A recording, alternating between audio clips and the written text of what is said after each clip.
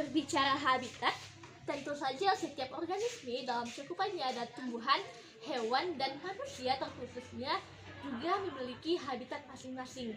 Dan habitat sangat mendukung keefisienan bagaimana dia berinteraksi, bagaimana dia cara hidup, dan bagaimana cara si organisme itu bereproduksi.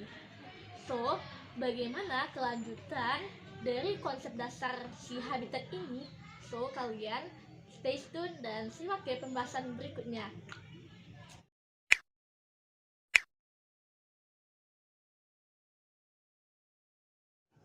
Halo guys, aku Aulia, mahasiswi Tadris Biologi Institut Agama Islam Negeri Batu Sangkar, IAIN Batu Sangkar. Dan kalian tahu guys, sebentar lagi akan jadi UIN Batu Sangkar, Pancing. Dan kemarin kan kita udah bahas mengenai tentang habitat hewan dan faktor pembatasnya. Dan sekarang di minggu sekarang pertemuan kedua mata kuliah dari ekologi hewan, kita akan pelajari tentang konsep habitat dan relevatologi, di mana ini ada 5 cakupan yang akan kita bahas. Ada mikrohabitat dan habitat itu sendiri, lalu yang kedua ada relevatologi, yang ketiga ada persaingan dan pemisahan, yaitu ada azas eksklusif, yang keempat ada ekivalen ekologi, dan yang kelima ada dari pergeseran ciri. Dan yang kelima ini akan kita bahas di dalam video ini. So, kalian tetap stay tune, stay safe. Ya, oke, yang pertama kita bahas dulu konsep dari habitat dan mikrohabitat. Habitat, is it inhabit? Secara harfiah dapat kita artikan sebagai tempat tinggal atau tempat hidup dan tempat berinteraksi. Iya, itu benar. Namun dalam kajian ekologinya, habitat ini dapat kita artikan sebagai unit geografi yang secara langsung mendukung bagaimana keefisiensi berlangsungan hidup suatu organisme dan bagaimana cara si organisme ini untuk bereproduksi. Habitat ini berkaitan halnya dengan faktor biotik dan abiotik serta lingkungan itu sendiri. Contoh dari faktor si biotik itu ada virus, protozoa, hewan, lingkungan, dan manusia, dan berbagai macam lainnya yang bersifat benda hidup. Dan untuk faktor abiotiknya jelas seperti adanya suhu, terus adanya kelembapan, cahaya matahari, dan sebagainya. Dan sehingga terjadilah proses antara faktor biotik dengan lingkungan ini, maka terbentuklah berbagai jenis habitat yang kita ketahui. Ada habitat air laut, habitat air danau, habitat savana, habitat tundra, dan sebagainya. Dan ini merupakan konsep atau adanya interaksi antara si faktor abiotik dan biotik serta lingkungan itu sendiri.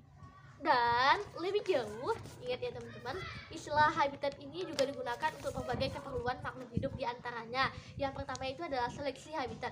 Seleksi habitat ini merupakan suatu proses organisme yang digunakan untuk si organisme ini mencari tempat atau di mana tempat yang cocok untuk keberlangsungan hidupnya. Contohnya saja seperti kita tentunya kalau nggak nyaman di kos, misalnya teman-teman kos nih, kalau nggak nyaman di kos, akhirnya teman-teman bisa pindahkan, dan ini disilahkan dengan seleksi habitat. Terus yang kedua ada ketersediaan habitat. Nah, setelah terseleksi, tentunya ketersediaan ini merupakan aksesibilitas, di mana kita menemukan lokasi yang sesuai. Nah, ini dia sih ketersediaan habitat. Dan yang ketiga ada kekurangan habitat atau kerusakan habitat. Istilah ini dijelaskan sebagai terdegradasi atau hilangnya habitat yang alami, sehingga menyebabkan si organisme tersebut jika tidak mampu bertahan, maka dia akan punah. Dan begitupun dengan manusia, seandainya kita nggak nyaman di kos dan kita udah kehilangan habitat kita yang nyaman, tentunya kita nggak akan betah, terus harus belajar dan sebagainya, ya kan? Dan yang keempat ini adalah fragmentasi habitat, di mana terjadinya perubahan secara spasial dari kesatuan menjadi area yang lebih sempit lagi. Jadi, selain dari habitat ini terdapat 4 istilah yang digunakan berbagai keperluan makhluk hidup, yaitu ada seleksi habitat, ketersediaan habitat, terus yang ketiga ada fragmentasi habitat, dan adanya terdegradasinya atau kerusakan habitat. Dan lebih jauh, ingat ya teman-teman, istilah habitat ini juga digunakan untuk berbagai keperluan makhluk hidup, diantaranya yang pertama itu adalah seleksi habitat. Seleksi habitat ini merupakan suatu proses organisme yang digunakan untuk si organisme ini mencari tempat atau di mana tempat yang cocok untuk keberlangsungan hidupnya. Contohnya saja seperti kita tentunya kalau nggak nyaman di kos, misalnya teman-teman kos nih, kalau nggak nyaman di kos akhirnya teman-teman bisa pindah kan, dan ini disilahkan dengan seleksi habitat. Terus yang kedua ada ketersediaan habitat. Nah, setelah terseleksi tentunya ketersediaan ini merupakan aksesibilitas, di mana kita menemukan lokasi yang sesuai. Nah, ini dia sih ketersediaan habitat. Dan yang ketiga ada kekurangan habitat atau kerusakan habitat. Istilah ini dijelaskan sebagai terdegradasi atau hilangnya habitat yang alami, sehingga menyebabkan si organisme tersebut jika tidak mampu bertahan, maka dia akan punah. Dan begitupun dengan manusia, seandainya kita nggak nyaman di kos dan kita udah kehilangan habitat kita yang nyaman, tentunya kita nggak akan betah, terus belajar dan sebagainya, ya kan. Dan yang keempat ini adalah fragmentasi habitat, di mana terjadinya perubahan secara spasial dari kesatuan menjadi area yang lebih sempit lagi. Jadi, selain dari habitat ini terdapat 4 istilah yang digunakan berbagai keperluan makhluk hidup, yaitu ada seleksi habitat, ketersediaan habitat, terus yang ketiga ada fragmentasi habitat, dan adanya terdegradasinya atau kerusakan habitat. Selanjutnya, setelah kita mengetahui konsep dari habitat, kita masuk ke pembahasan yang kedua, yaitu si relung ekologi atau NICE. Selain dari habitat, terdapat juga istilah lain, yaitu adanya NICE atau relung ekologi. Jadi di sini habitat merupakan suatu di mana dia tempat hidup si organisme atau komunitas, sedangkan relung atau NICE ini tidak hanya habitat, tetapi juga di dalamnya terdapat komunitas atau multidimensional fungsional yang mendukung gradien dari lingkungan. Artinya, si habitat ini terdiri dari beberapa relung, dan relung ini merupakan konsep dalam dari si habitat itu. Dan relung ini terdiri atas 3 aspek, yaitu relung ruang atau habitat, yang kedua ada relung tropik, dan yang ketiga ada relung multidimensi hipervolume atau lingkungan yang tanpa batas. Jadi supaya teman-teman bisa memahami dan mudah untuk menghafalkannya, habitat ini merupakan host-nya dan NICE ini merupakan home-nya. Habitat merupakan host-nya dan relung ini merupakan home-nya. Sangat jelas dibedakan host dengan home ini. Host ini dalam skala besar, contohnya bangunan, sedangkan home itu bagaimana kesatuan yang ada di dalamnya. Sehingga si relung ekologi ini juga mendukung bagaimana dia si komunitas, bagaimana cara dia berenergi, bagaimana dia terhadap lingkungan, dan bagaimana dia ini mampu untuk bertahan.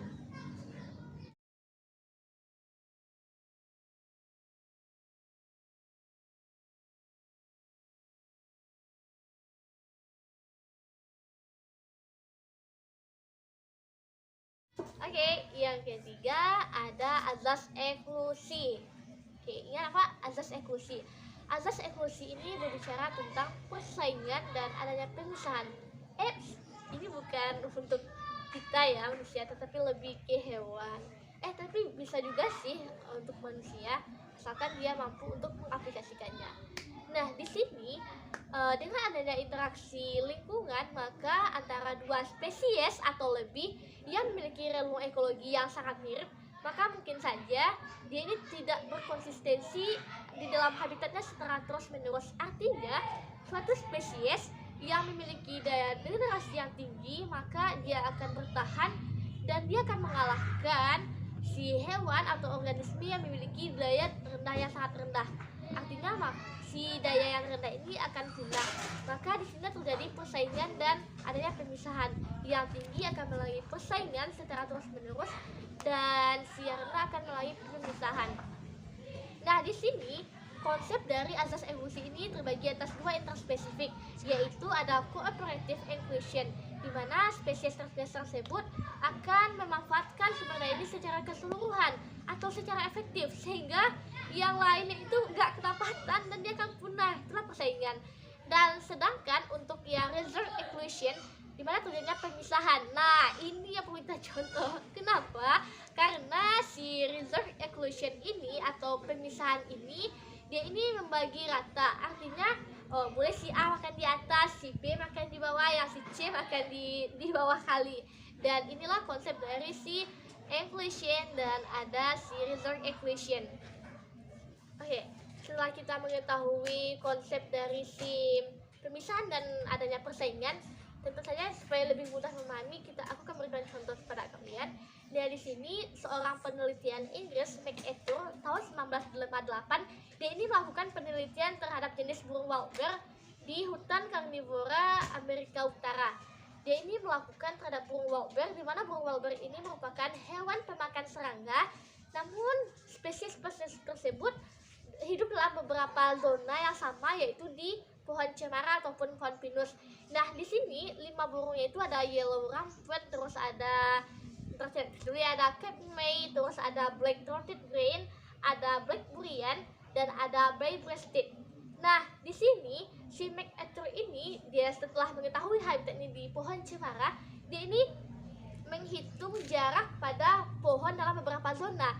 Nah, di sini setelah dikasihnya umpan atau makanan dan dilihatnya, ternyata burung-burung ini menempatkan posisi pun di mana mereka berada.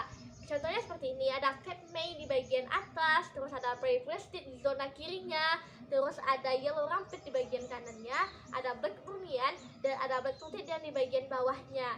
Nah, ternyata ini loh yang disebut dengan si pemisahan. Bukan pemisahan secara berbagi-bagi, tetapi enggak, dalam beberapa zonanya si waller ini membagi daerah kekuasaan mereka sehingga mereka mampu bertahan. Dan inilah yang menyebabkan perubahan morfologi sehingga terbentuklah komunitas-komunitas tersebut. Dan ini dia teman-teman konsep dari si azas evolusi, persaingan antara dua spesies yang memanfaatkan secara keseluruhan. Dan untuk pemisahan, resort equation, dia ini membagi beberapa zona. Dan ingat, yang paling penting hikmah dari azas evolusi ini, semakin banyak kita berbagi, maka semakin banyak kita untuk bertahan. Nah, teman-teman, kalau aku lihat nih, dalam masa pandemi ini, travelingnya dihentikan dulu kan. Nah, karena pandemi juga kan. Namun pada dasarnya teman-teman lihat atau pergi ke suatu padang, ke daerah Padang nih misalnya, dengan daerah Batu Sangkar, dan cacingnya ini daerah Padang dan daerah si Batu Sangkar hampir sama kan bentuk dan spesiesnya, cuman daerahnya berbeda, ya kan? Secara tanah dia berbeda tuh strukturnya, secara bagaimana suhu atau abiotiknya juga berbeda kan. Nah, inilah dia konsep dari si ekivalen ekologi. Dan ini merupakan indikator keempat, yaitu equivalent ekologi atau ecological equivalent. Nah, ecological equivalent ini merupakan kesamaan ekologi, dan dia ini yang membedakannya ini hanya daerah geografisnya saja. Nah, contohnya ini selain dari cacing tadi, juga terdapat contoh seperti adanya kata mantela yang merupakan kata endemik dari Kepulauan Madagaskar yang memiliki kesamaan bentuk dengan katak dari famili Diontritidae yang merupakan katak endemik dari Amerika Utara dan Amerika Selatan, atau juga mereka juga istilah dengan poison dagfruit, di mana kesamaannya ini bukan gak hanya bentuknya saja, tetapi morfologinya juga sama, terus warnanya sama, dan dia ini memiliki racun yang membuat si pemangsanya ini merasa takut. Dan dapat kita simpulkan bahwa ekivalen ekologi atau ecological equivalent ini merupakan hewan atau spesies yang memiliki relung ekologi yang sama, cuman daerah geografisnya berbeda. So, sampai sini paham kan? Relung ekologinya sama, cuma daerah geografisnya berbeda. Dan yang indikator terakhir ada pergeseran ciri atau karakter displacement. Ya, ingat ya, karakter displacement. Ya, benar. Nah, istilah ini digunakan untuk menggambarkan atau mendeskripsikan perubahan evolusioner yang terjadi ketika dua spesies atau beberapa spesies hidup dalam lingkungan yang sama. Artinya, jika sumber daya terbatas, maka spesies tersebut akan membentuk adaptasi morfologi, fisiologi, tingkah lakunya untuk bagaimana dia ini untuk bertahan, sehingga terjadilah perbedaan bentuk atau perbedaan keadaan dari organisme tersebut, dan ini terbagi atas dua. Dan jikalau seandainya sumber daya terbatas, maka dia ini akan melakukan pola perubahan fisiologi dan atau morfologinya, dan ini akan terbentuk karakter dari si ekologi. Dan jikalau karakter perpindahan ekologi ya, dan jikalau seandainya di sini dia merumuskan tentang perkembangbiakan, maka di sini akan terjadi pola perilaku yang akan terjadi perpindahan karakter dari si reproduksinya. Jadi gini, karena di lingkungannya yang sama, maka ini dia akan berusahakan untuk mencari bagaimana dia untuk bertahan, maka akan terbentuklah adaptasi, ada morfologi, terus ada perilaku dan tingkah lakunya. Dan ini tergampangkan dalam dua yang di atas tadi. Seandainya jikalau dia terjadi sumber daya terbatas, terbentuk pola morfologi, maka terjadi perpindahan karakter ekologi. Dan jikalau yang terjadi atau pergeseran ciri ini tentang si reproduksi atau berkembang biak, maka terjadi pola perubahan tingkah laku dan terjadi karakter perpindahan reproduksi. Oke, sampai di sini teman-teman paham kan? Oke, alhamdulillahirobbilalamin. Itulah indikator yang 5 tadi tentang si habitat dan relung ekologi. Sampai di sini setelah banyak cas-cus sana sini, semoga kalian paham ya. Dan seandainya jikalau kalian ada yang ragu guys, silahkan berikan pertanyaan di kolom komentar. Dan ingat, sebenarnya ini enggak lumayan susah ya, tapi kita perlu pemahaman. Dan itulah pembahasan kita mengenai pertemuan kedua ini tentang habitat dan konsep relung. Banyak maaf dan mohon maaf atas segala kesalahan. Terima kasih dan assalamualaikum warahmatullahi wabarakatuh. Ingat guys, pandemi belum akhir, so kalian tetap di rumah aja, protekan 3M, stay safe and still healthy. Thank you guys. Assalamualaikum warahmatullahi wabarakatuh.